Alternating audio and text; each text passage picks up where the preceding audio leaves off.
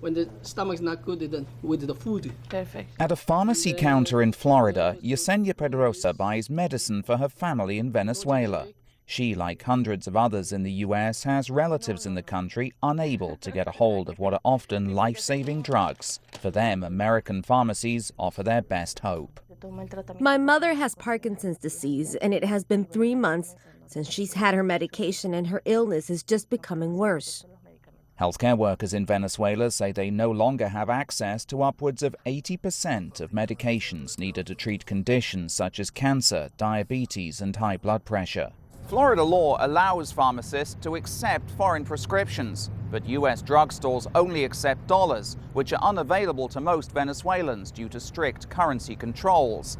That means only about 10% of the pharmacy requests from Venezuela end up being filled in the United States.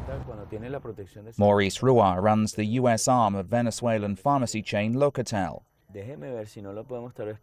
He says the cost of U.S. medications is often prohibitive for the thousands of Venezuelans who call his stores. A lot of these phone calls at the end don't translate into sales because the pricing of the medication, it's much higher than the pricing that they're used to pay in Venezuela, since a lot of the medications are subsidized.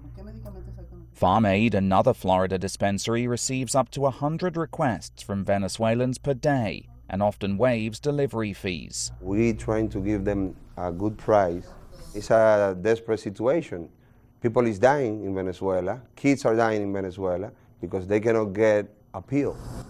Angela Pineda regularly sends medications to her relatives in Venezuela. Now, she says, with shortages of many goods in the country, her shopping list is getting longer.